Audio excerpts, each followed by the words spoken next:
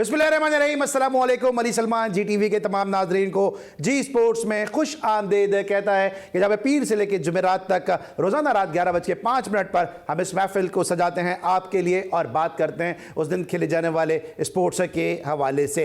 और आपके इल्म में है कि इस वक्त पाकिस्तान क्रिकेट बोर्ड में रोज़ाना नित नई खबरें सामने आ रही हैं और आज chairman Pakistan cricket board Najam Sethi साहब ने एक मीट दी प्रेस भी की और उसमें उन्होंने हारून रशीद साहब को पाकिस्तान क्रिकेट टीम का नया चीफ सेलेक्टर अपॉइंट किया। आज इस मुद्दे पे बात करेंगे, इसके अलावा और भी दीगर खेलों की खबरें उनको डिस्कस करेंगे, लेकिन सबसे पहले प्राइम का फॉर्मेट, आज की टॉप स्टोरीज। आईसीसी की नई वनडे रैंकिंग जारी, कौमी कप्तान बाबर आजम बदस्तूर पहली पोजीशन पर बरकरार। पाकिस्तान क्रिकेट बोर्ड कप्तानी पर फोकस करने के बजाय दूसरे मामला देखें जो ज्यादा अहम हैं। आकिब जावेद। साबिक कप्तान शाहिद अफरीदी का दादू के सैलाब मुतासरीन की बहाली के लिए चैरिटी मैच कराने का ऐलान। ऑस्ट्रेलिया विमेन क्रिकेट टीम ने दूसरे वनडे में भी पाकिस्तान को शिकस्त देकर सीरीज अपने नाम कर ली। जनूबी अफ्रीका के स्टार क्रिकेटर हाशिम आमला ने तमाम तर्ज की क्रिकेट से रिटायरमेंट का ऐलान कर दिया। शुभमन गिल की शानदार डबल सेंचुरी की बदौलत भारत ने पहले वनडे में न्यूजीलैंड को शिकस्त दे दी। क्रिस्टियानो रोनाल्डो और लियोनेल मेसी के दरमियान खेले जाने वाले दोस्ताना मैच का खुसूसी टिकट 1 करोड़ रियाल में फरोख्त। ऑस्ट्रेलियन ओपन में दिफाई चैंपियन राफेल नडाल को अपसेट शिकस्त का सामना। स्क्वॉश की मौजूदा सूरत हाल पर शर्म आती है, स्क्वॉश फेडरेशन के सेक्रेटरी के कोच बनकर जाने पर हैरानगी है। Squash legend Jahangir Khan. तो जो रूल्स वेलकम, यह पाकिस्तानी हेड कोच नहीं होगा, ये तो मैंने पहले से कह दिया था। और मिकी आर्थर का चैप्टर यहाँ ना आए और वो ये पुराना पता नहीं, मुझे तो खैर अब तो मैं नहीं समझता कि देयर इज़ एनी थ्रेट।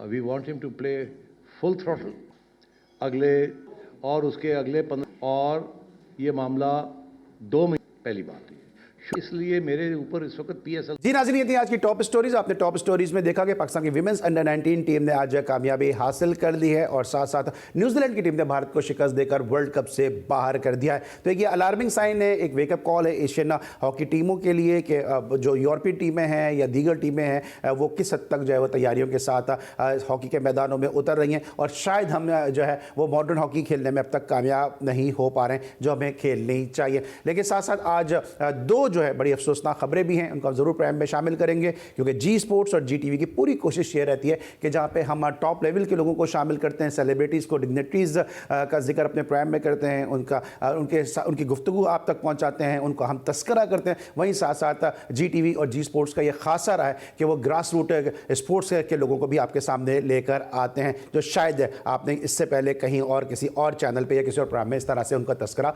नहीं देखा होगा। सबसे पहले तो रावलपिंडी के जो मुकामी कोच हैं मुबीन राजा साहब, उनके वालिद साहब का इंतकाल हुआ। अल्लाह ताला उनके वालिद साहब को जन्नतुल फिरदौस में जगह दें। तमाम तर हमदर्दियाँ जी टीवी की, जी स्पोर्ट्स की उनके अहले खाना के साथ हैं कि अल्लाह ताला उनको जन्नतुल फिरदौस में जगह दें और तमाम तर जो है वो हमदर्दियाँ हमारी मुबीन राजा साहब के साथ हैं। इसके अलावा जो दूसरी एक ख़बर है कि जो एक सेहतयाबी की दुआ है वो है जनाब अमीर अकरम खान साहब के लिए, जो क्रिकेट ऑर्गेनाइज़र हैं, क्रिकेट एडमिनिस्ट्रेटर है और कराची की क्रिकेट के हवाले से उनका बड़ा इंपॉर्टेंट रोल रहा। आप देख सकते हैं कि एहसान अली के साथ मौजूद हैं, असद अशरफ मलिक साहब के साथ मौजूद हैं। इसके अलावा शाहिद खान आफरीदी के साथ भी आप उनको तस्वीर में देख रहे हैं, क्योंकि सिंध पुलिस के साथ बतौर मैनेजर अमीर अकरम खान साहब वाबस्ता रहे और खिलाड़ियों को इब्तदाई दौर में सपोर्ट करने में इनका बड़ा इंपॉर्टेंट रोल रहा है। इन दिनों ये कराची के मुकामी अस्पताल में ज़ेर इलाज हैं और हम जी स्पोर्ट्स के प्लेटफॉर्म से, जी टीवी की जानिब से, अपने तमाम नाजरीन की जानिब से दुआ गो हैं कि अल्लाह ताला इनको जल्द अज जल्द शिफाए कामिला अता फरमाए, इनको सेहत कामिला अता फरमाए और इनको जल्द अज जल्द वो रूबाए सेहत करें। सरफराज अहमद के साथ भी आप इनकी तस्वीर देख रहे हैं। इसके अलावा मोइन खान साहब का जो रमज़ान टूर्नामेंट होता है उसमें भी ये बतौर मीडिया कोऑर्डिनेटर अपने फ़राइज़ अंजाम दे रहे होते हैं। और हमारी जो प्रोडक्शन टीम है, हमारे जो प्रोड्यूसर हैं फैज़ान मुस्तफ़ा नकी, उन्होंने बड़े क्रेज़ी के साथ ये तस्वीर जमा की हैं ताकि उन लोगों को आपके सामने लेकर आया जाए जिनका इससे पहले शायद तस्करा नहीं होता, जो अनसंग हीरो हैं उनको आपके सामने स्क्रीन पर लाया जाए। और एक दफ़ा फिर हम अपने प्रोग्राम की तवज्जुह से दुआ करते हैं कि अल्लाह ताला इनको सेहत कामिला अता फरमाए। इस पर लेंगे ब्रेक और जब ब्रेक के बाद वापस आएंगे तो मज़ीद गुफ्तगू करेंगे एक ज़बरदस्त क्रिकेट पर्सनैलिटी के साथ। मिलते हैं एक छोटे से ब्रेक के बाद।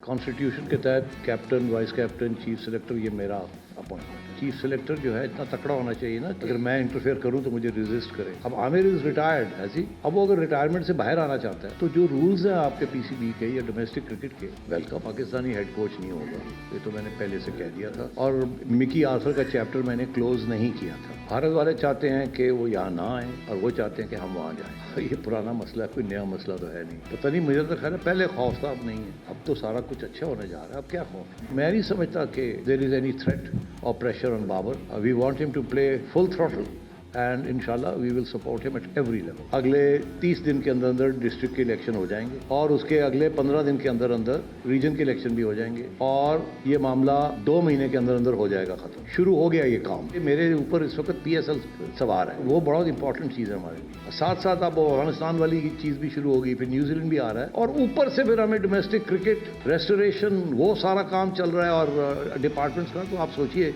कितना हैवी एजेंडा है ये।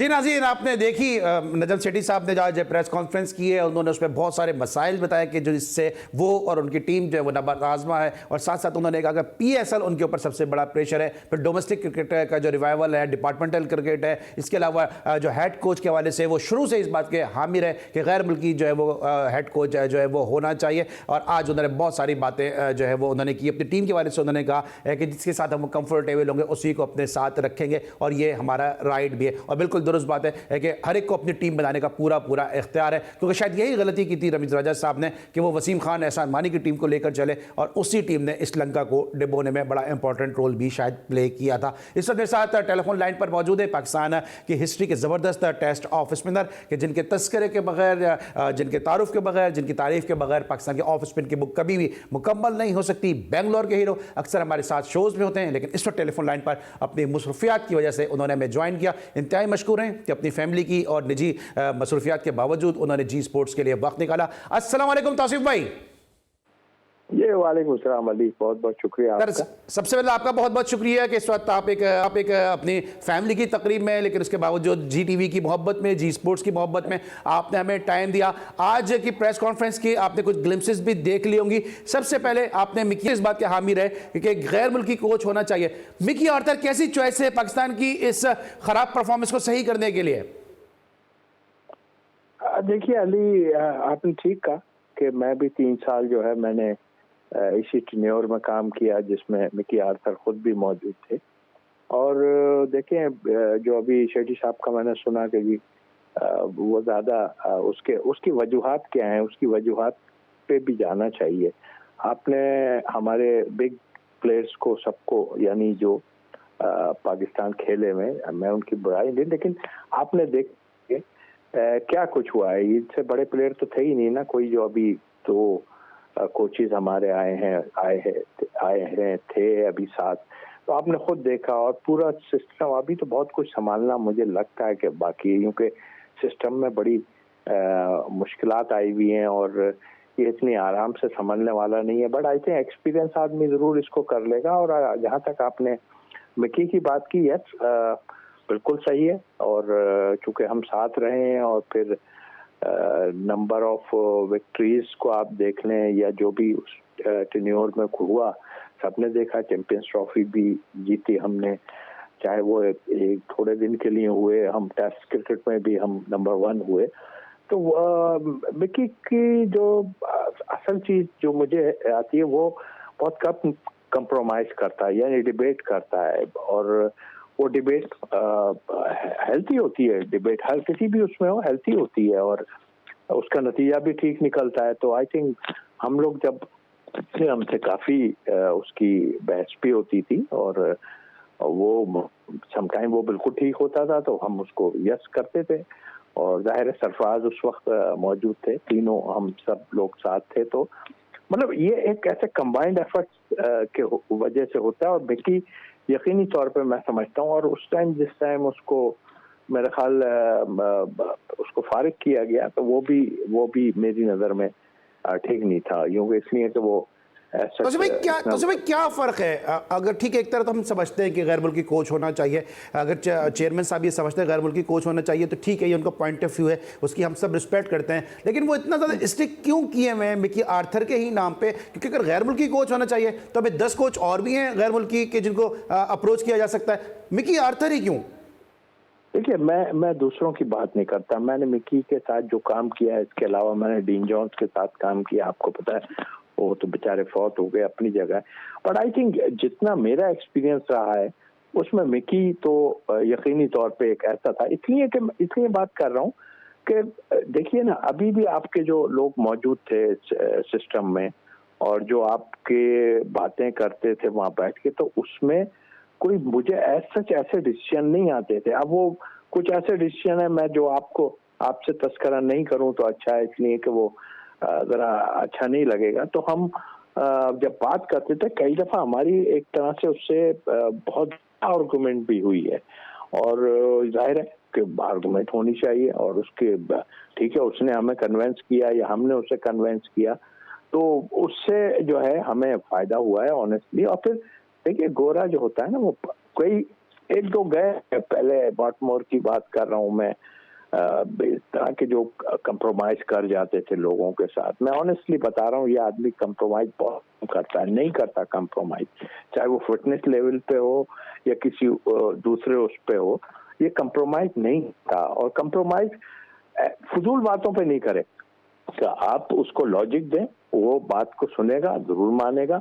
और जब भी आप देखें कि वो सरफराज के साथ जब था तो बैठते थे हम बीच में, तो मतलब ठीक है, वो हमसे आर्गुमेंट करके आगे चला जाता था, हम भी उसके साथ हो जाते थे। कई बार तो हम उठ के इधर उधर हुए, जाहिर है कि वो डिबेट पूरी नहीं हुई, फिर बैठे हम, फिर हमने बात की, प्लेयरों के हवाले से बात कर रहा हूँ। अच्छा, तो उसमें आपको लगता है कि तो उसमें आप खुद भी चूंकि क्वालिफाइड कोच हैं, आपको लगता है कि जो मिकी आर्थर का सीक्रेट ऑफ सक्सेस था वो ये था कि कोचेस दो तरह के होते हैं, एक डेवलपमेंटल कोच होता है जो प्लेयर को ग्रूम करता है, डेवलप करता है, और एक दूसरा होता है जो रिजल्ट ओरिएंटेड होता है, जो रिजल्ट देता है। आपको लगता है मिकी आर्थर ये दोनों काम बड़ी खूबी के साथ करते थे? एक तरफ टीम जीत भी रही थी, दूसरी तरफ शादाब खान हुए, हसन अली हुए, फ़खर जमान हुए, शाहिन शाह अफरीदी हुए, कई ऐसे प्लेयर हैं जो पाकिस्तान क्रिकेट को वो दे के गए जो बाद में स्टार बने।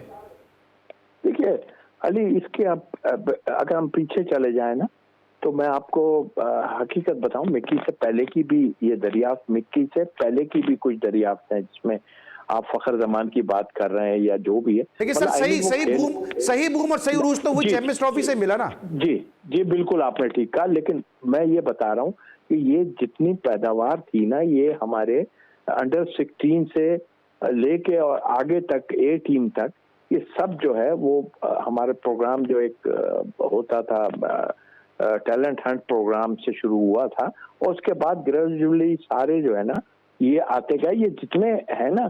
और मैं चूंकि काफी इन्वॉल्व रहा, इसलिए कि मैं तकरीबन 3 से 4 टीमों के खिलाफ कोच भी रहा और मैनेजर भी एक टीम के साथ गया था जब सिलेक्शन कमेटी में मैं था।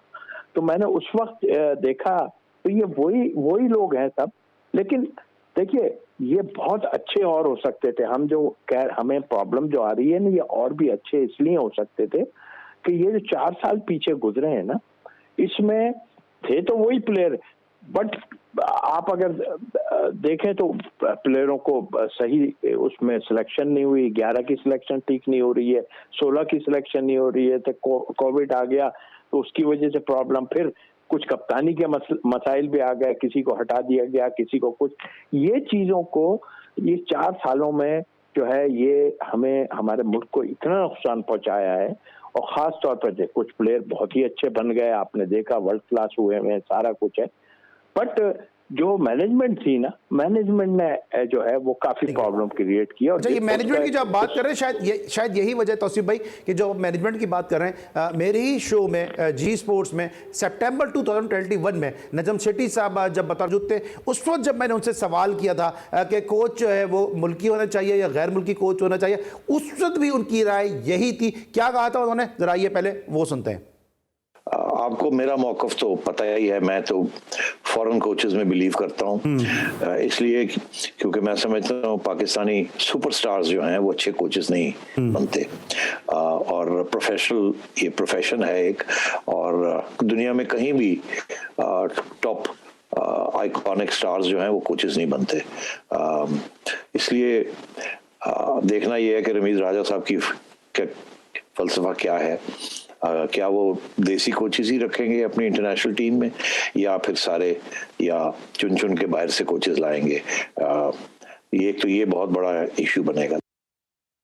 ये आपने सुना नजम सेठी साहब जब साबिक चेयरमैन पीसीबी उनके नाम के नीचे लिखा हुआ था, उस वक्त भी जो है उनकी सोच यही थी कि कोचेस जो है वो गैर मुल्की होने चाहिए। अब हम बात करते हैं मिकी आर्थर के हवाले से, आपको लगता है कि मिकी आर्थर के साथ साथ क्या पाकिस्तान क्रिकेट बोर्ड जो है वो जो उनका सपोर्टिंग स्टाफ है क्या वो भी गैर मुल्की रखने के लिए जा रहा है, या रखना चाहिए, या आपके दानिश में क्या करना चाहिए? देखिए, एक चीज तो बिल्कुल ठीक है कि जब वो गोरे आते हैं तो अपने हिसाब से जो है सारी टीम लेके आते हैं। आप बिल्कुल ठीक है, उनको जिन पे कॉन्फिडेंस होता है वो बोर्ड से बात करते हैं, और मोस्टली कंट्रीज में आप देखें तो इसी तरह का सिलसिला है। लेकिन जहां तक हमारे उसकी बात की है, और जो अभी मैं सुन रहा था शेठी साहब को, देखिए ये इंटरनल पॉलिटिक्स में कभी भी इन्वॉल्व नहीं होते हैं। एक तो हुए हैं, मुझे अंदाजा है उनको ये पता है कि ये आदमी भारी है, यानी कि जैसे कि अगर सिलेक्शन कमेटी का चेयरमैन है या कप्तान बहुत हैवी है तो वो उसकी तरफ चल पड़े, और उसने जो कहा या मिली भगत से काम हुआ है, ऐसे भी रहा है। बट आई थिंक मैं जितना मेरा इनके साथ एक्सपीरियंस रहा है उसमें ये कोई चीज ऐसी नजर नहीं आई है। मैंने जैसे आपसे पहले जिक्र किया, अब आपने जो बात की है उसका मैं एक तरीके आपने खुद भी देख लिया है, वो जो कह रहे हैं कि हमारे जो बिग प्लेयर, और सही बात है बिग प्लेयर हो जरूरी नहीं है कि वो बहुत अच्छा कोच हो, और बहुत अच्छा बड़ा प्लेयर हो वो अच्छा कप्तान भी नहीं हो सकता, ऐसा भी नहीं, बिल्कुल ठीक है। हमने बहुत से ऐसे कप्तान देखे जो बहुत कम खेले हैं मगर वो कप्तान थे, लेकिन उनके टाइम में जो है विक्ट्रीज उनको मिली। हमारे यहाँ जो है प्रॉब्लम वही है कि वो इंटरनल इन्वॉल्वमेंट जब होती है और वो हमें साफ नजर आती है कि जी ये उसका आदमी था तो इसको हटा दो, वो उसका आदमी था तो इसको हटा दो, उसमें किसी का कुछ नहीं किया। सब ठीक है, जिसके जितने नसीब में है वो अपनी जगह, लेकिन इससे पाकिस्तान की क्रिकेट ने सफर किया है, और अब बहुत संभालने में टाइम थोड़ा लगेगा, थोड़ा क्या काफी टाइम लगेगा। और उस सिलसिले में मैं अगर आप लोकल कोच की बात करते हैं, ये सब ऊपर भागने की कोशिश क्यों करते हैं मुझे तो नहीं समझ आती। ग्रास रूट पे देखिए ना आप, दुनिया के ममालिक में मैंने जो है ग्रेग चैपल को देखा, अंडर 19 को संभाला हुआ था वो, जब मैं जो है दुबई में टीम के साथ था, उसने वो संभाला हुआ था। आप राहुल द्रविड़ की बात कर लें, दूसरों की बात कर लें, वो अब अपकमिंग लोगों को आप देखें ना, इनके पास इतना फिरदान हमें नजर नहीं आ रहा है। आप खुद देख लें इनके बैक, वो प्रॉब्लम अलग है एशियन में जो कोई आपस में जो होती है, हमारे एशिया में ये प्रॉब्लम बहुत है। बट आप देख लें उनको कि उन्होंने अपनी अपनी टीमें बना के रखी हुई हैं। और अच्छा, आपने जो बात की ना कि ग्रास रूट पे क्यों नहीं आते, इसको भी मैं जरा डिस्कस करूंगा। साथ साथ जो चेयरमैन सिलेक्शन कमेटी का आज अनाउंसमेंट हुआ, हारून रशीद साहब, उनके साथ एक बड़ा तवील दौर गुजारा है तौसीफ भाई ने, अपने डिपार्टमेंट की जानिब से भी, कराची की जानिब से भी, और बड़ा एक इनका बड़ा साथ रहा है। इस हवाले से भी गुफ्तगू करेंगे कि किस तरह ये हारून रशीद साहब का जो अपॉइंटमेंट है को देख रहे हैं। ब्रेक लेंगे, जब ब्रेक के बाद वापस आएंगे तो मजीद मुद्दों पर बात करेंगे। मिलते छोटे से ब्रेक के बाद।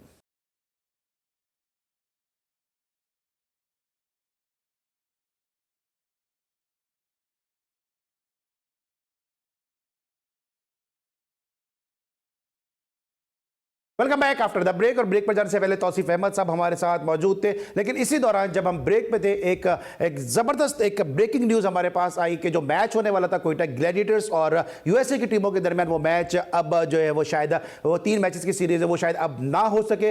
वो सीरीज क्यों नहीं हो सकेगी, उसके पीछे क्या वजूहत हैं, इसको आज चूंकि वक्त बड़ा महदूद है, लेकिन इंशाल्लाह कल के शो में हम जरूर डिस्कस करेंगे कि ये सीरीज जो है वो क्यों नहीं हो सकी, क्योंकि कुछ बड़ी अहम और बड़ी इंपॉर्टेंट जो है वो इनसाइट्स हमारे जो प्रोड्यूसर है फैजान मुस्तफ़ा नकी उन तक पहुंची हैं। आज हम उनको शो में शामिल इसलिए नहीं कर पा रहे क्योंकि वक्त बड़ा महदूद है, लेकिन ज़रूर हम कोशिश करेंगे कि दोनों पार्टी का मौक़िफ़ जो है वो सामने रखें क्योंकि इसमें बहुत ज़्यादा कन्फ्यूजन है। जनाब तौसीफ अहमद साहब हमारे साथ एक दफ़ा फिर जुड़ चुके हैं, शो में खुश आमदीद कहेंगे। तौसीफ भाई, ब्रेक पर जाने से पहले मैं बात करता हारून रशीद के साथ आपने बड़ा एक तवील अरसा गुजारा है, इस अपॉइंटमेंट को आप किस तरह से देखते हैं? क्योंकि बहरहाल आप जितना भी इख्तिलाफ कर लें हारून रशीद साहब से, मोहम्मद वसीम से तो करोड़ों दर्जे बेहतर हैं। देखिए, मैं किसी से किसी का मवादना करूंगा, लेकिन मेरे को अच्छा नहीं लगता। सर, दिन होता है, रात होती है, बारिश होती है, अबर होता है, धूप होती है, छांव होती है, ये सारी बातें तो गुज़िश्ता बोर्ड करता रहा है ना। जी जी, बिल्कुल आपने ठीक कहा। देखिए, जहाँ तक हारून साहब का ताल्लुक है, हकीकत यह है कि जब मेरा डेब्यू हुआ था वो उस टीम के साथ थे जो उस वक्त टीम थी। उसके मेरा ख्याल है एक सीरीज के बाद ही मुझे उन्होंने यूबीएल में जो है ना ऑफर की और मैं यूबीएल पे चला गया और वो पूरी टाइम अपना सारी जितने टाइम गुजरा 88 तक मैं जो है 89 तक जो है मैं वो यूबीएल से ही मुंसलिक रहा। मैंने कोई और डिपार्टमेंट चेंज नहीं किया। तो उन्होंने कुछ देख के ही मुझे लिया था, जाहिर है ऐसा।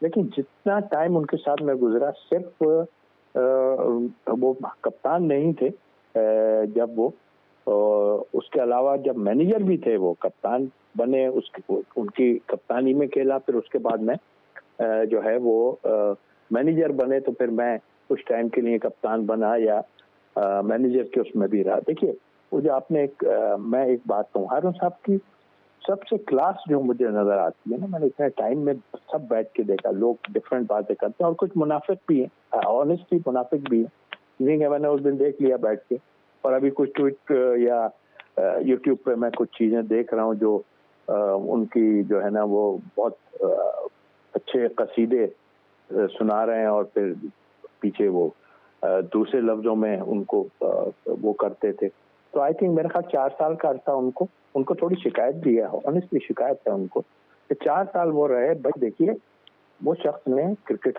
जितनी खेली है सबको मालूम है, और फिर वो मैनेजमेंट का आदमी है। मैनेजमेंट से मुराद ये सबसे मेन चीज, पढ़ा लिखा आदमी होता है जब, तो जाहिर है उसको अप्रिशिएट करते हैं उसको सारे।